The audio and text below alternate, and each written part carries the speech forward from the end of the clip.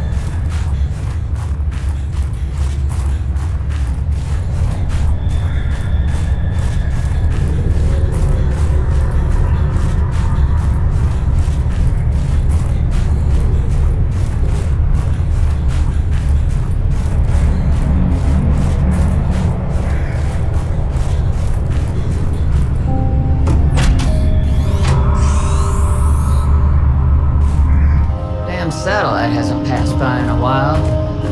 I guess that was your doing. Sam's not the only one in the family who knew what to do with vague directions in old wire. She was an original, that sister of yours. First time I met her, I was sure she was Altera through and through. Not a crease in her uniform. Sending those damn bird bots to spy everywhere. Then, she surprised me. Maybe a little too much. Meaning? If you really want to know, there's a PDA on the bench that can point you in the right direction. You need anything else? Don't bother me. But you can help yourself to the greenhouse. Least I can do to repay you for getting those spine pests off my back.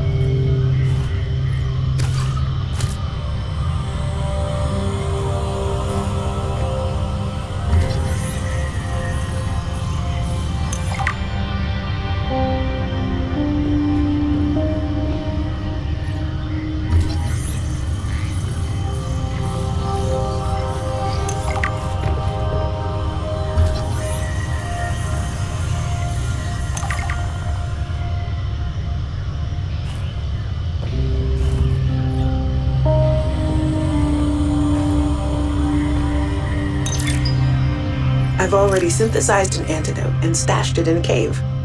I can go grab it and... That's your plan? You don't think it'll work? You're thinking too small. Like maybe if you're polite enough about destroying the bacteria, Altera will come around and see it your way. But do you believe in yourself or not? I think so. You think so? Come on! Is the bacteria a threat, or isn't it? It is. Does it need to be dealt with or not? It does. So who's right on this? I am. Say it like you mean it! I am. I said like you mean it, not like you're testifying before a rigged transgov court. I am. Great! Then what you gotta do is seal off the whole cave. I've got just the stuff. Made it for fishing, but it blew the whole ice shelf halfway to deep space. Vaporized all the fish. Okay. And you gotta hit the lab too, or there's just no point. Actually, you know what? Let me take care of that one. It'll be fun.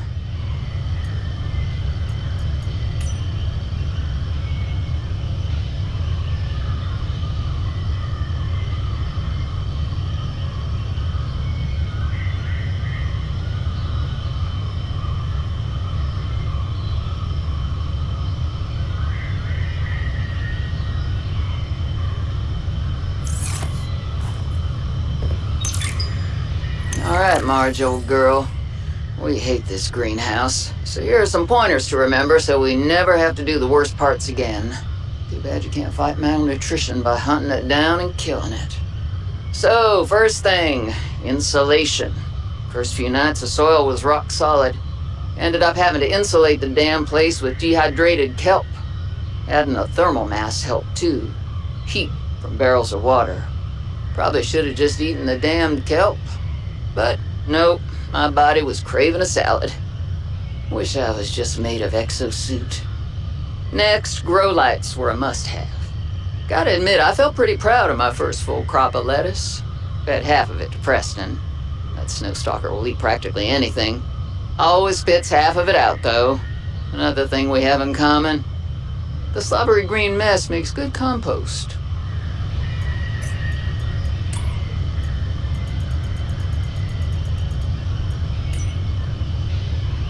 Oh, hey, Parvin. Can I get you to sign off here? What is all this? I don't know. Some kind of measuring equipment? Lil said she'd send someone over to set it up later. Ah, alien science nonsense. I wouldn't say that. You should ask her to show you some of her findings. It's pretty interesting stuff. There might really be someone down there.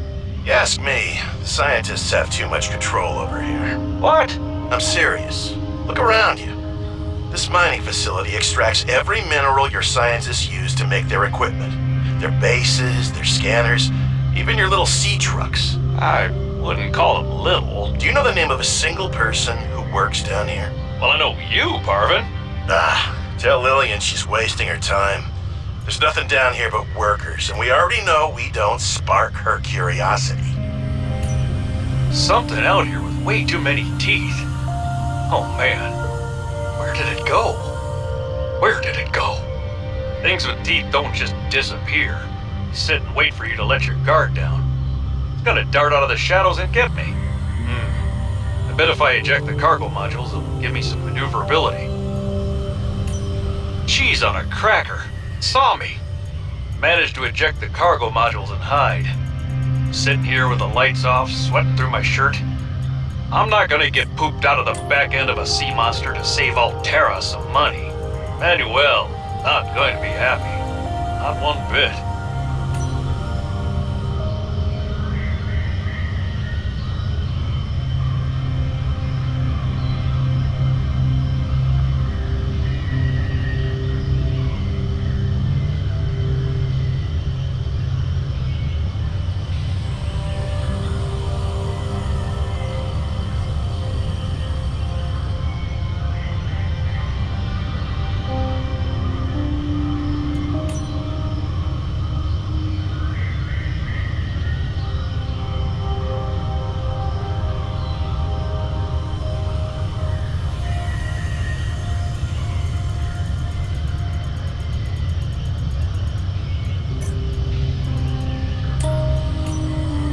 Ryan's belt, this all went sideways. How could I have known that so much would go wrong? I failed my crew. No, I don't fail. I didn't get into this position by being a failure. It's this desolate land, frigid and cursed. Between these tunneling creatures and the strange sickness that a few of the crew are showing symptoms of, we have to leave at first light tomorrow. We are prepping for a rapid takeoff. We can't take chances with the vibrations drawing the tunnelers, so we're skipping the systems check. Risky, but I have faith in myself and the crew of the Mercury. Landing this thing was practically a miracle, though. But we have to get out of here. Maybe the weapon is to keep people away, but if we leave, it'll let us go. I have to leave the quarantined crew in the cave behind. We will be back for them, but we can't risk an unknown infection spreading through the Mercury. We're packing survival kits for them, but there's only enough surplus for about 2 weeks. I'm telling them that we will come back, but I don't think I can land here safely twice. I hate this, but I have to leave them behind. I can't risk the entirety of the Mercury. I finished the reactor checks. We dumped a ton of runoff, and we don't need the rods melting down. Then I helped with the scavenging, chopped some veggies with the cooks, and tried to help Diana, but she sent me down to engineering with Stefanos. I've been working with him the last few days. Stefanos... How to describe Stefanos? He's by far the most thorough engineer I've worked with, and no ego. He never leaves a job undone, no matter how late it is. I've never seen him awake before 11, and he always greets me by saying, "Kalimera, Yasmin," in the sleepiest drawl. Not a morning person, that one. He listens with the slightest smile on his face, and twirls this stray curl by his ear. He asks a billion questions, but I don't mind. He surprised me today. There's an empty room on the bridge, just a spot of negative space in the ship. He set a picnic there and said I need to relax. He even called me a busybody. There were these crazy glowing fungus things he found to set the ambiance.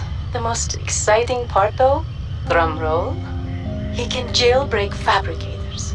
He made a small batch of traditional Grecian dishes. But the craziest part? he managed to make a suitable falafel for me. I never thought I'd see a good falafel in deep space. Alhamdulillah. A quiet genius, that one.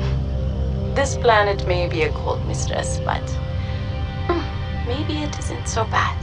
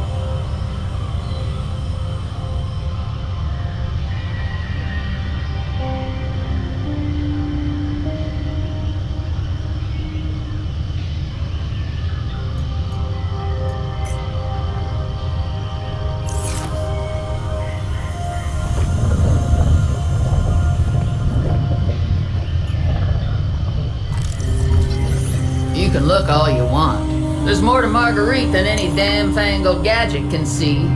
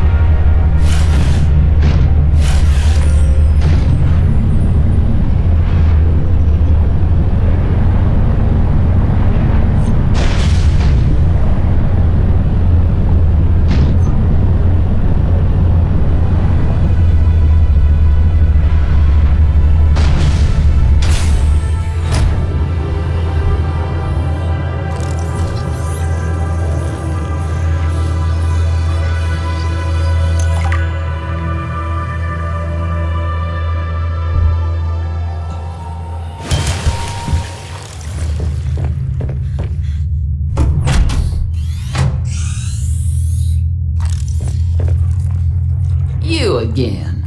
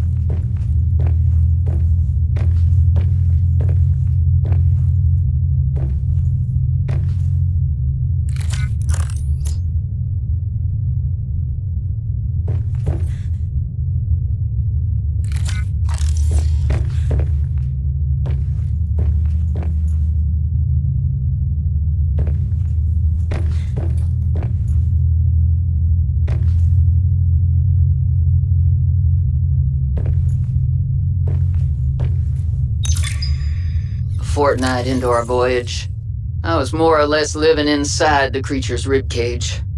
It meant shelter, and it meant food. The flesh was starting to rot. The stench was unlike anything I'd ever smelled. As we floated, the temperature dropped, and the rotten meat began to stiffen and freeze. Slowly, almost imperceptibly, the Reaper began to lose buoyancy. We sank a little each day. My sanctuary was becoming my tomb, and I was at the mercy of the current and the winds.